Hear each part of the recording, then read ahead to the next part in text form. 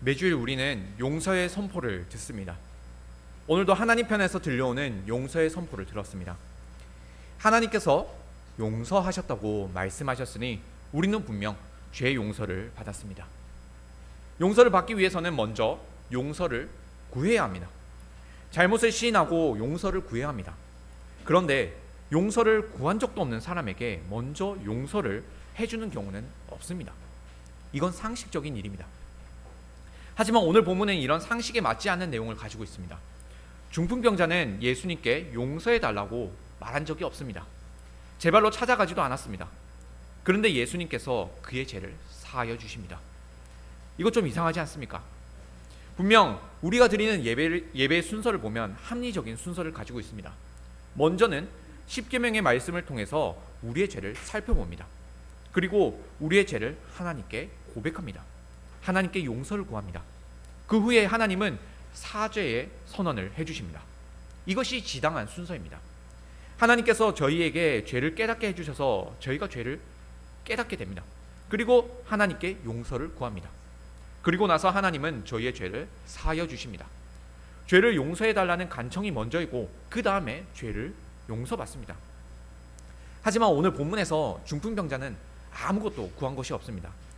어떤 설교자들은 이 중풍병자가 친구들이 자신을 주님께로 인도하여 가는 그 가운데 완전히 자신을 내어 맡겼다고 해석하기도 합니다.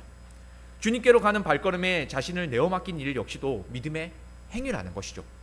이렇게 해서 중풍병자에게 회개의 행위가 약간이나마 있었다고 강조를 합니다. 정말 그럴까요? 중풍병자는 주님께로 가는 일에 자신을 온전히 맡겨서 주님으로부터 죄의 용서를 받을 수 있었던 걸까요? 함께 말씀을 통해서 이 질문에 대한 답을 찾아보도록 하겠습니다. 이 시간 선포되는 말씀을 통해서 우리 주 예수 그리스도가 어떤 분이신지 제대로 믿을 수 있기를 바랍니다. 그리고 예수님께 은혜를 받은 사람으로서 합당한 삶을 살아갈 수 있기를 원합니다. 첫째로 죄를 사하여 주시는 예수님입니다. 마가복음 1장 마지막을 보면 많은 사람들이 예수님께로 몰려갑니다. 앞서 예수님께서 나병 환자를 고치셨기 때문입니다. 그러고 나서 2장이 시작됩니다. 그 앞선 일로부터 수일이 지났습니다. 수일 동안 예수님에 대한 소문은 더욱 퍼져나갔을 겁니다. 예수님은 가버나움의 한 집에 계셨습니다. 예수님이 가버나움에 계시다는 소문이 삽시간에 퍼졌습니다. 수많은 사람들이 예수님이 거하시는 이 집을 둘러쌌습니다. 나병 환자를 고치셨던 그분을 보기 위해서 말입니다. 인산인해가 된 이 가버나움의 한 집에 어떤 사건이 발생합니다. 네 사람이 어떤 한 중풍병자를 메어가지고 예수님께로 데리고 오는 일이 생겼습니다. 그들은 안쪽에 계신 예수님에게로 중풍병자를 데리고 가고 싶었지만 그럴 수가 없었습니다. 그곳에 모인 수많은 무리들이 길을 비켜주지 않았기 때문입니다. 중풍병이면 분명 심각한 병입니다. 이곳에 모인 사람들은 나병을 고치신 예수님에게 관심이 있어서 온 사람들입니다. 그래서 이번에는 어떤 기적을 일으키실지 주목하고 있었습니다. 이런 관심을 가진 자들이라면 당연히 중풍병자를 예수님께로 보내주어야 했습니다. 예수님의 능력을 보기 위해서도 그렇지만 상식적으로 위급한 사람이 있다면 길을 비켜주는 것이 상식입니다. 우리도 도로 위에서 운전을 하다가 구급차나 소방차가 사이렌을 울리면 길을 지나가게 비켜줍니다. 하지만 이곳에 모인 사람들은 도저히 길을 비켜주지 않았습니다. 그들은 왜 중풍병자를 위해 길을 열어주지 않았을까요? 그 이유는 사람들이 이 중풍병자가 왜 병에 걸렸는지 알고 있었기 때문입니다. 이 중풍병자는 하나님 앞에서 큰 죄를 범했습니다. 그리고 이로 인해서 벌을 받았습니다. 사람들은 이 사실을 알고 있었습니다. 그래서 그가 예수님께로 가는 길을 방해했습니다. 사람들은 중풍병자가 마땅히 벌을 받았다고 생각을 했을 겁니다. 하지만 그보다도 자신의 죄 때문에 하나님께 벌을 받은 사람을 예수님이라 할지라도 고칠 수 없다고 여겼습니다. 예수님이 아무리 대단한 능력을 가지셨다 하더라도 하나님께서 내리신 이 벌까지도 용서해 주실 수는 없다고 판단을 했습니다. 그러나 중풍병자는 네 친구들의 도움으로 예수님 앞으로 갈 수 있었습니다. 예수님은 모두가 보는 앞에서 그에게 죄 사함을 선포하셨습니다. 예수님의 사죄 선언은 이곳에 모인 사람들이 기대했던 것과는 전혀 달랐습니다. 이곳에 모인 사람들은 죄사함이 아니라 병고침을 보고 싶어 했습니다. 심지어 죄인임이 분명한 이 중풍병자에게 죄사함이 선포될 것을 바라지 않았습니다. 그래서 예수님께로 가는 길도 비켜주지 않았던 겁니다. 하지만 예수님은 되려 이 중풍병자의 죄를 사하여 주셨습니다. 자신의 죄를 회개한 적도 없는 그저 누워있기만 하는 이 중풍병자를 말입니다. 예수님께서 중풍병자의 죄를 사하여 주신 이유는 그들의 믿음을 보셨기 때문입니다. 5절에서 말씀합니다. 예수께서 그들의 믿음을 보시고 중풍병자에게 이르시되 작은 자야 내 죄사함을 받았느니라 하시니, 여기서 그들의 믿음이라고 하면 여러 명의 믿음이라고 할 수 있습니다. 복수입니다. 정확하게는 여기에 어떤 사람들이 모두 포함되어 있는지 알기는 조금 어렵습니다. 하지만 여기에 내 친구들이 포함되어 있다는 것은 분명합니다. 이 내 친구들은 중풍병에 걸린 친구를 침상에 눕혀서 예수님께로 데리고 왔습니다. 사람들로 인해서 예수님께로 가지 못하자 지붕을 뜯어서 예수님께로 환자를 내렸습니다. 이들은 예수님께로 가기 위해서 적극적인 행동을 보였습니다. 그들의 행동에는 예수님을 향한 강한 믿음이 나타났습니다. 예수님께로 가면 이 중풍병자가 나을 수 있다는 믿음이 있었습니다. 그래서 이런 적극적인 행동을 할 수 있었던 겁니다. 하지만 여기서 질문이 생깁니다. 앞서 했던 질문입니다. 중풍병자가 먼저 구한 적도 없는데 예수님으로부터 죄사함을 받을 수 있습니까? 아니, 중풍병자가 아닌 그 친구들로 인해서 예수님께 구원을 받을 수 있습니까? 이 질문의 핵심은 이것입니다. 타인의 믿음으로 인해서 구원을 받을 수 있는가? 우리는 여기서 생각을 달리해야 합니다. 누구의 믿음이 아니라 어떤 믿음인가를 볼 수 있어야 합니다. 예수님은 누구의 믿음은 받으시고 누구의 믿음은 받지 않는 그런 분이 아니십니다. 누구의 믿음이냐보다는 어떤 믿음이냐가 중요합니다. 그가 설령 심각한 죄인이라 할지라도 혹은 아주 고귀한 사람이라 할지라도 예수님을 향한 바른 믿음이 나타났을 때에만 예수님은 그를 구원해 주십니다. 중풍병자를 데리고 온 내 친구들 역시도 이 중풍병자가 어떤 일로 큰 병에 걸리게 되었는지 알았을 겁니다. 그의 죄로 인해서 병에 걸린 것을 잘 알았습니다. 또한 죄의 문제가 해결되지 않고서는 이 병에서 결코 나을 수 없다는 것도 잘 알았습니다. 하나님께 벌을 받아서 생긴 이 병을 누가 감히 낫게 하겠습니까? 심지어 이곳에 모인 다른 사람들은 중풍병자가 병에서 낫는 것조차 기대하지 않았습니다. 하지만 이 네 친구들은 달랐습니다. 예수님 주위에 모인 다른 사람들과는 달랐습니다. 무리들은 단순히 예수님께서 행하시는 그 기적과 능력을 구경하기 위해서 찾아왔습니다. 하지만 친구들은 예수님께서 하나님이신 줄 믿었습니다. 하나님이신 예수님께서 죄를 사하는 권세도 있는 줄로 믿었습니다. 이것이 그들이 보인 믿음입니다. 그들의 믿음은 예수님께서 죄를 사하시는 하나님이심을 믿는 믿음이었습니다. 예수님은 이 믿음을 보시고 중풍병자의 죄를 사하여 주셨습니다. 예수님은 내 친구의 믿음이 아니라 예수님이 누군지 분명히 아는 믿음을 보시고 중풍병자의 죄를 사하여 주셨습니다. 그러나 여전히 앞선 질문이 명쾌하게 해결되지는 않을 겁니다.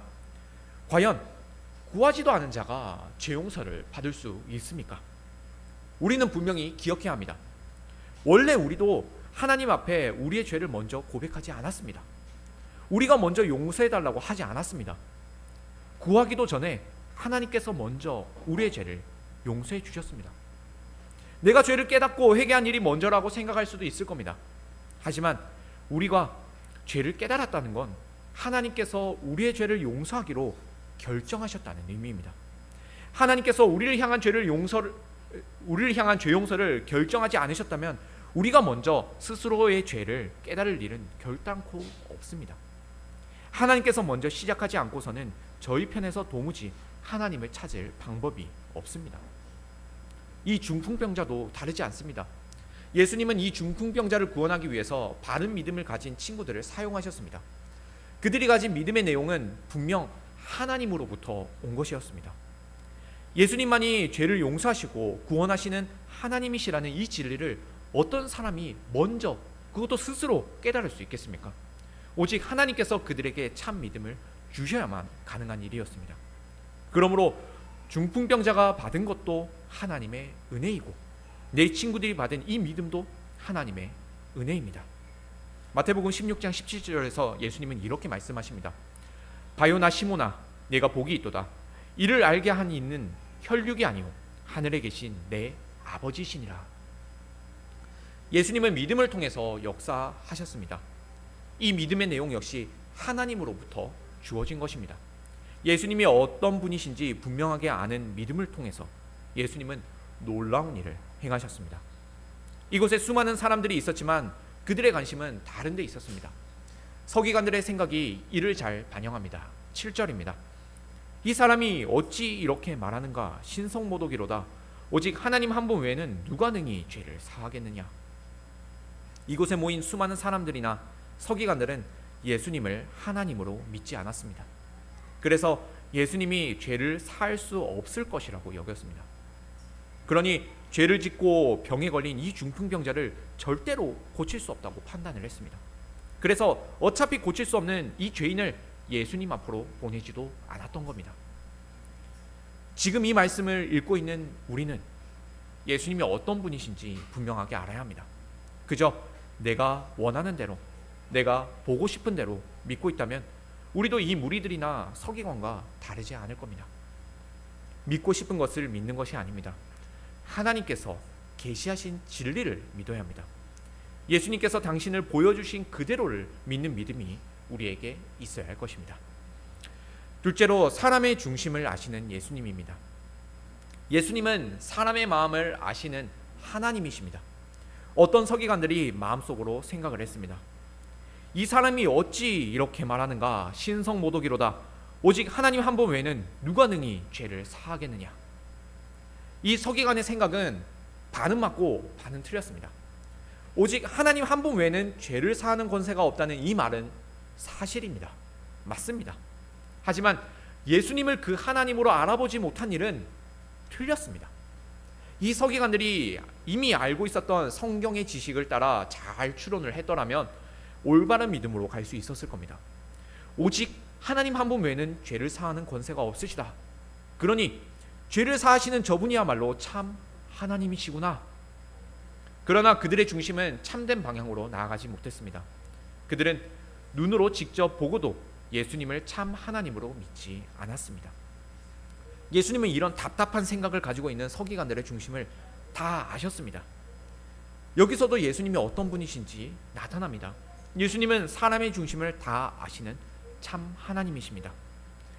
사람 중에서는 다른 사람의 마음을 알 수 있는 사람이 아무도 없습니다. 지레짐작으로 눈치는 챌 수 있겠지만 마음의 생각을 온전히 파악할 수는 없습니다.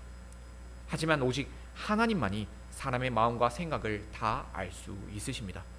예수님은 서기관들을 꾸짖으십니다. 어찌하여 이것을 마음에 생각하느냐. 예수님은 그들의 마음을 읽었다는 것을 명백하게 밝히십니다. 이 책망을 통해서 예수님은 당신이 누구인지를 더욱 분명하게 나타내셨습니다. 사무엘이 사람을 외모로 판단하려고 할 때에 하나님께서 그에게 말씀하셨습니다. 사람은 외모를 보거니와 나 여호와는 중심을 보느니라. 하나님의 선지자여 사사인 사무엘 역시도 사람의 중심을 온전히 파악하지 못했습니다. 외모만 보고 판단할 수밖에 없었습니다. 그러나 오직 하나님만이 사람을 외모가 아닌 그 중심을 보고 판단할 수 있으십니다. 오직 하나님만이 사람의 중심을 꿰뚫어 볼 수 있으십니다. 서기관들이 오직 하나님만이 죄사하는 권세가 있는 줄을 알았더라면 오직 하나님만이 사람의 마음을 볼 수 있다는 사실도 알았을 겁니다. 예수님은 서기관들의 마음을 알고 있다는 사실을 그들에게 밝히셨습니다. 그렇다면 서기관들은 이분이 참 하나님이심을 알아챘어야 했습니다. 하지만 이 서기관들은 끝내 예수님이 참 하나님이시라는 사실을 깨닫지 못했습니다. 성경에서 더 이상 이에 대해서 말씀하지 않기 때문입니다. 다만 예수님의 이 말씀은 성경을 읽는 우리에게 예수님 당신이 어떤 분이신지 말씀하고 있습니다. 예수님은 참 하나님이십니다. 죄를 사하는 권세를 가지신 유일하신 하나님이십니다. 동시에 사람의 마음을 아시는 하나님이십니다. 우리의 마음을 잘 아시기 때문에 우리가 마음속으로 지은 은밀한 죄까지도 다 알고 계십니다. 설령 우리가 스스로의 마음을 속일지라도 하나님 앞에서는 절대로 숨길 수가 없습니다. 하나님은 우리의 가장 은밀한 죄까지도 모두 다 알고 계십니다. 그런 하나님께서 우리의 죄를 용서하여 주십니다. 마음속 깊은 죄까지 다 아시는 하나님께서 우리의 죄를 용서하여 주십니다. 죄를 깨닫게 된 우리가 이제 어디로 도망갈 수 있겠습니까? 죄를 지은 아담은 하나님이 아니라 나무 사이로, 그 그늘로 자신을 숨겼습니다. 그는 응당 그의 모든 죄를 다 알고 계시는, 그리고 그 죄를 사하여 주실 수 있는 하나님에게로 피해야 했습니다. 그러나 죄로 눈이 어두워진 아담은 하나님이 아니라 나무 그늘 사이로 숨었습니다. 그런다고 자신의 죄가 가려지겠습니까? 결코 그럴 수 없습니다. 예수님은 나의 죄를 이미 다 알고 계십니다. 나 자신보다 나의 중심을 더 잘 알고 계십니다. 스스로 깨닫지 못하는 죄까지도 다 알고 계십니다. 그러니 예수님께 죄를 숨기기보다는 예수님께 나아가 나의 죄를 다 아뢰어야 합니다. 예수님께 들킬까봐 숨는 것이 아니라 도리어 예수님께 나아가야 합니다. 마음이라는 나무 그늘 속에 내 죄를 숨기지 말아야 합니다. 내 마음의 지붕을 뚫어내서라도 오직 예수님께 나아가 나의 죄를 용서해달라고 간구해야 합니다. 셋째로, 하늘로부터 오신 인자이신 예수님입니다. 예수님은 이어서 좀 헷갈리는 말씀을 하십니다. 9절입니다. 중풍병자에게 내 죄사함을 받았느니라 하는 말과 일어나 내 상을 가지고 걸어가라 하는 말 중에서 어느 것이 쉽겠느냐? 무엇이 더 쉬울까요? 죄사함을 받았느니라 하는 이 말이 더 쉬울까요? 아니면 일어나 내 상을 가지고 걸어가라는 이 말이 더 쉬울까요? 사실 저도 이 부분을 몇 번이나 읽으면서도 무엇이 더 쉬운 일인지 참 헷갈렸습니다. 아마도 헷갈린 이유는 예수님의 의도를 제대로 파악하지 못했기 때문입니다. 표면적으로는 내 죄사함을 받았느니라는 이 말이 더 쉽습니다. 왜냐하면 죄사함에 대한 결과가 바로 눈앞에 드러나지 않기 때문입니다. 곧바로 진짜 죄사함을 받았는지 안 받았는지 확인할 방법이 없습니다. 따라서 일어나 내 상을 가지고 걸어가라는 이 말이 더 어렵습니다. 몸이 마비된 중풍병자에게 일어나 걸어가라고 말했을 때에 그 말의 결과가 곧바로 나타나기 때문입니다. 만일 그 사람이 바로 일어나지 못한다면 그렇게 말한 사람에게 병을 고칠 권세가 없다는 사실이 바로 들통나버립니다. 하지만 더 깊은 차원에서 생각해보면 죄를 사하는 일이 훨씬 더 어렵습니다. 서기관들의 생각대로 죄를 사하는 권세는 오직 하나님만이 가지고 계시기 때문입니다. 사실 이전부터 병을 고치는 일은 꽤나 많이 행해져 왔습니다. 많은 선지자들이 병을 고쳤습니다. 심지어 불신 세계 속에서도 불치병이 나는 기적들이 일어나기도 합니다. 그런 점에서 병을 고치는 일은 그리 특별하지 않습니다. 그러나 죄를 사하는 권세는 아주 특별합니다. 특별한 것을 넘어서 유일무이합니다. 오직 하나님만이 하실 수 있는 일이기 때문입니다. 하나님 앞에 죄를 지은 자를 하나님만이 용서하실 수 있습니다. 그 누가 하나님께서 벌하신 것을 하나님 대신해서 용서할 수 있겠습니까? 오직 하나님만이 하실 수 있는 이 용서의 권세를 바로 예수님께서 나타내셨습니다. 예수님은 의도적으로 일어나 내 상을 가지고 가라는 이 말씀보다 내 죄의 사함을 받았느니라는 말씀을 먼저 하셨습니다. 병을 먼저 고쳤다면 사람들은 자신들이 원했던 예수님의 능력과 기적을 구경만 했을 뿐입니다. 하지만 예수님은 사람들이 생각하는 그런 분이 아니셨습니다. 그저 사람들의 이목을 끌려고 능력을 행하는 그런 분이 아니셨습니다. 예수님은 이 순서를 통해서도 당신이 누구인가를 분명하게 나타내셨습니다. 죄를 사하는 권세를 가지신 유일하신 하나님이심을 나타내 보이신 겁니다. 이어서 예수님은 마가복음에서 처음으로 당신을 인자라고 표현하십니다. 10절입니다. 그러나 인자가 땅에서 죄를 사하는 권세가 있는 줄을 너희로 알게 하려 하노라. 구약 성경에서 인자라는 표현은 다니엘 7장 13에서 14절에서 볼 수 있습니다.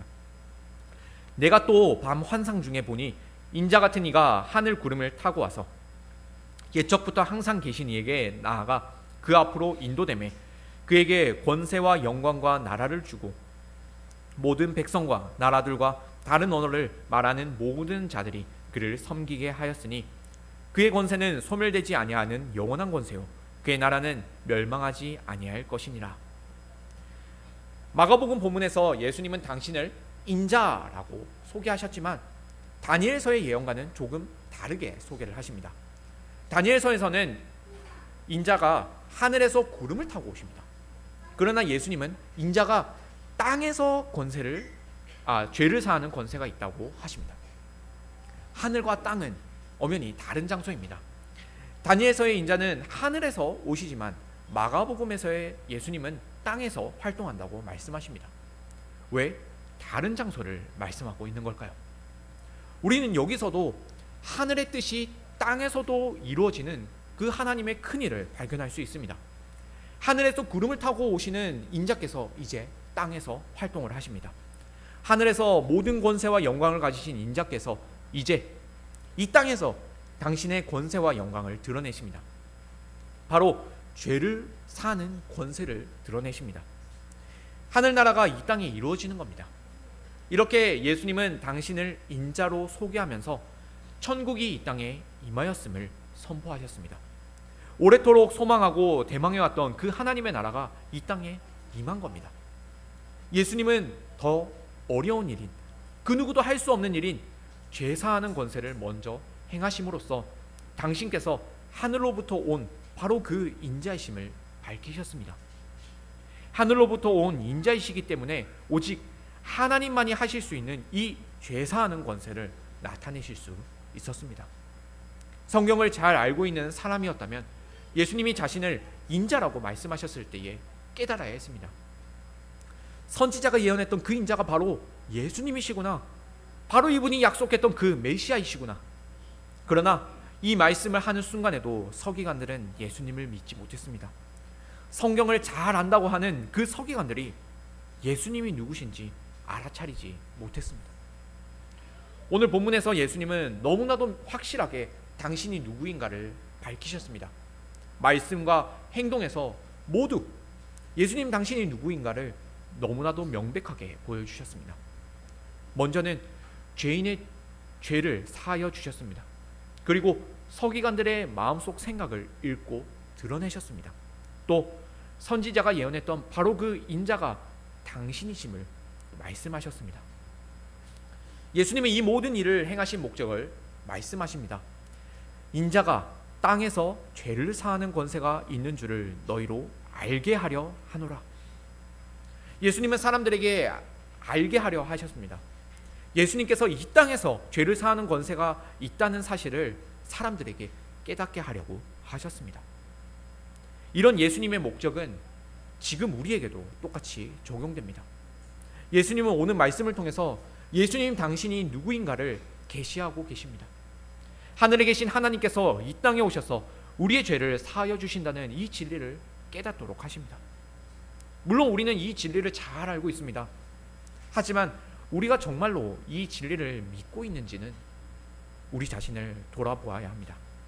왜냐하면 우리는 일어나 내 상을 가지고 집으로 가라는 이 말씀에 제대로 반응을 하지 못하기 때문입니다. 이게 무슨 말인가 싶을 겁니다. 중풍병자는 죄를 용서받았습니다. 그래서 병에서도 나을 수 있었습니다. 예수님께서 일어나 내 상을 가지고 집으로 가라는 말씀을 하실 때에 그는 일어나 상을 가지고 집으로 돌아갔습니다. 죄의 용서를 받은 사람으로서의 증거가 나타난 겁니다. 그곳에 있던 사람들은 목격했습니다. 자신의 죄 때문에 중풍병에 걸렸던 이 사람이 정말로 나음을 입었구나. 그렇다면 그의 죄가 사함을 받았겠구나. 그리고 이들은 하나님께 영광을 돌렸습니다. 우리도 마찬가지입니다. 우리가 정말로 하나님께 죄 용서를 받았다면 그 증거가 나타나야 합니다. 죄로 인해 생긴 문제들이 해결되어야 합니다. 자신의 죄 때문에 중풍병에 걸린 환자가 일어나서 집으로 돌아간 것처럼 말입니다. 이제 우리는 교회 밖을 나설 때에 세상 사람들과 다름없이 살아가지 말아야 합니다. 죄와 완전히 결별한 사람으로서 살아가야 합니다. 하지만 여전히 세상 사람들과 다름없이 살아간다면 우리는 죄 용서를 받은 사람으로서 전혀 살아가지 못하는 겁니다. 여전히 죄 용서를 받지 못한 채 침상에 누워 있어야 하는 중풍병자인 채로 가만히 머물고 있는 겁니다. 우리가 정말로 하나님께 죄 용서를 받았다면 죄의 문제가 완전히 해결된 사람으로서 살아가야 합니다. 죄가 있던 자리에서 일어나 하나님의 말씀이 있는 우리 집으로 가야 합니다. 일어나 가라, 이 주님의 음성에 즉각 반응할 수 있어야 합니다. 사랑하는 성도님들, 진실로 우리에게 용서의 은혜가 있기를 원합니다. 용서받은 사람으로서 살 수 있기를 바랍니다. 오직 예수님이 누구신가를 바르게 아는 참된 믿음을 통해서 이런 일이 우리에게도 일어날 줄로 믿습니다. 예수님이 누구신지 알았다면 오직 예수님께만 내 마음의 모든 은밀한 죄와 나의 마음의 고민과 걱정거리를 아뢰어야 합니다. 내 죄로 인해 해결되지 않았던 문제를 오직 예수님께로 가지고 와야 합니다.